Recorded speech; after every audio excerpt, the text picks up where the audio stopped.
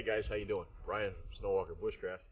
Out taking a little walk with one of my oldest sled dogs. He's retired now, but still likes to go out every now and then. So this is a compass. Carry one in my kit. I got 4 or 5 of them. But what if you didn't have a compass and you need to find some general directions? Well, stick with me because when I come back, we're going to make a Ottomani Sun Compass. We're going to make a shadow tip, and I'm going to put it all together for you and show you what we can do. It's time consuming.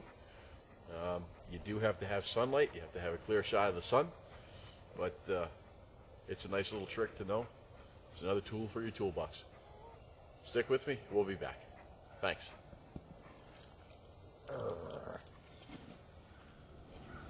Hey guys, Brian from Snowwalker Bushcraft. In my last video, I showed you how to get general direction by using the shadow tip method of gaining your directions. Okay, it's not the most accurate in the world, but it does give you general direction.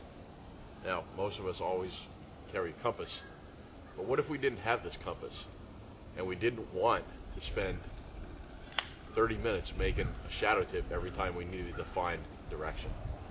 Well, I'd like to thank Steve Davis for teaching me this. This is called the Ottomani Sun Compass. Okay? And essentially, it's like carrying a portable shadow tip with you. Okay? It's simple to make.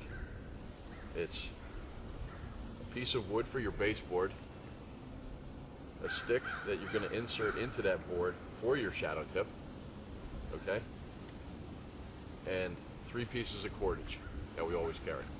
Stick with me. I'm going to show you how to make this, and I'm going to show you how to calibrate it using the shadow tip. Thanks.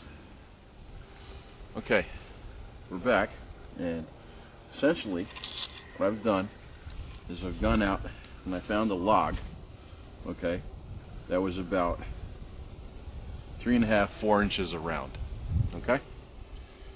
And I'm going to baton this, and we're going to get our baseboard. I did already start this one, okay?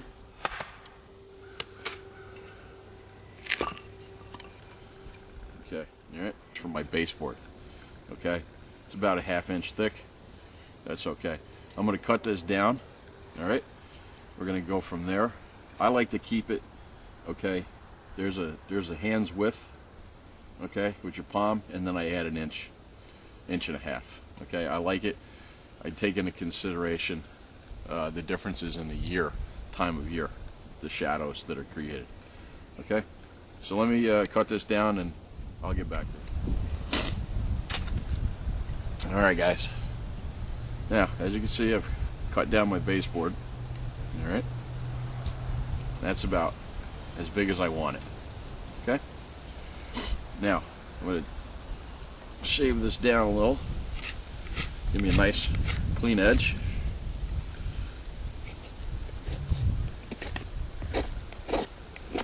Okay, doesn't have to be perfect, you know, but I do like to clean them up a little bit. Alright, now what I want to do, okay, is I'm gonna be suspending this, okay, with cordage. So I'm gonna put, you can put 4 cuts in it and you can hang it from 4, or you can hang it from 3. Okay, I'm gonna hang it from 3. So what I want to do is I'm going to actually mark where I'm going to put my cuts. And maybe I'll move my pen around. Yep, there it is. Alright, so I want to decide where I'm going to put my post. Okay, and I guess I'll put my post back here. Alright, so I'm going to put my post here. So I want to mark this. You want to mark it, okay, you want to be at least a 1/2 inch from the edge, you know, at least. Alright, but what I'm going to do is I'm going to put a mark here, I'm going to cut there, and roughly I'm going to cut right here, okay? Now, in the center of your baseboard, you're also going to put another cut. Alright, so first cut that I want to make is I'm going to put in the center of my board. Okay.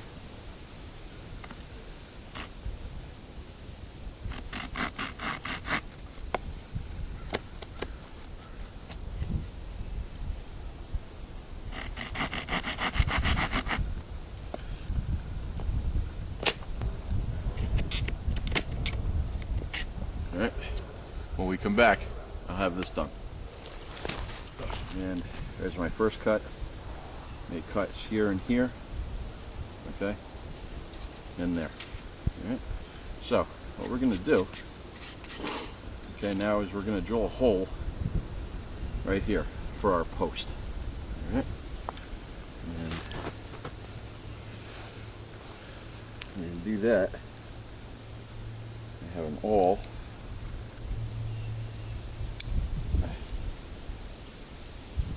Okay, and a Swiss Army knife. So we're going to start with this, and we're going to keep right on going. Okay.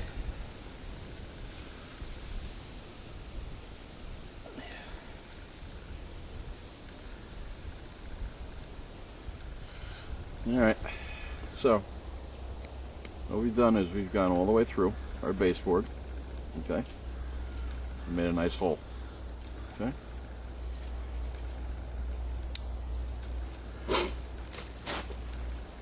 Now, this is our basis for the baseboard. This has been completed. Okay, so we're going to fashion our little pointer stick now. Okay, and we want the pointer stick about 2 knuckles, okay, in length.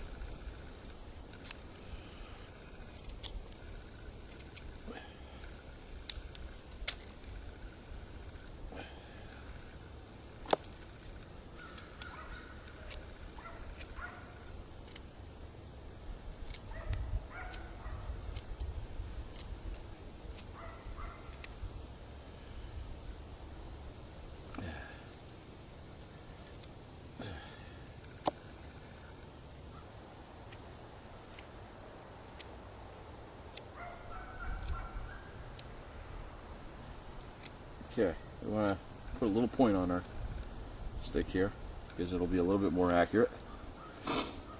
Okay. Alright. And there you go. Alright. Okay. And there you go. Alright. That, okay, is the main basis to your compass. Okay? Now, before we get going and set it up with our lines to calibrate it, what I like to do is I like to just put in my north-south line right away.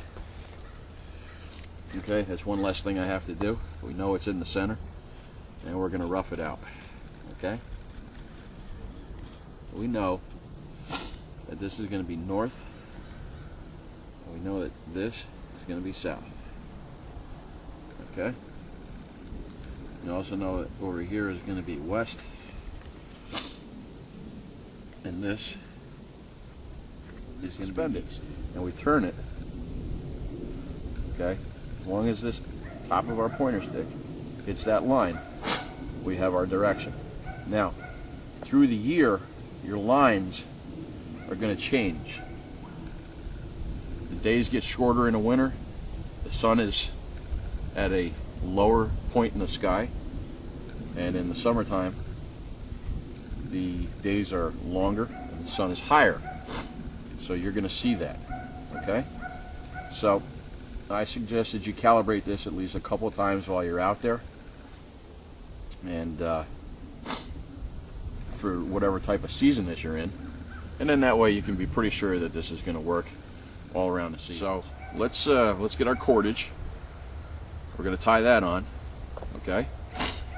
And when we come back, we're going to put it on the shadow tip. Hold on. All right, guys, we're back. And basically what I did is I took 3 pieces of bank line or tarred nylon line. All right, we're just going to tie a knot all three of them. Okay? There you go. Alright, we're just going to tie that knot up. Okay? We're going to turn this over,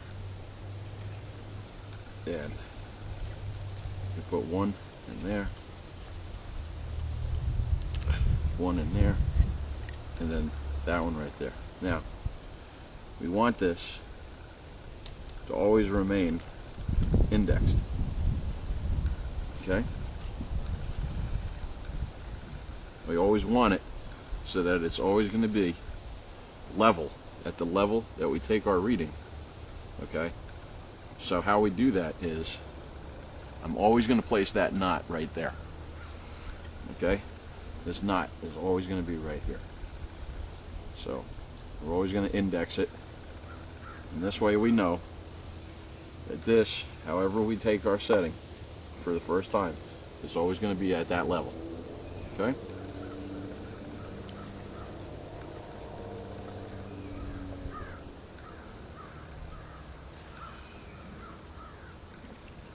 Alright. So, let's go on over, and we're going to calibrate this with the shadow tip.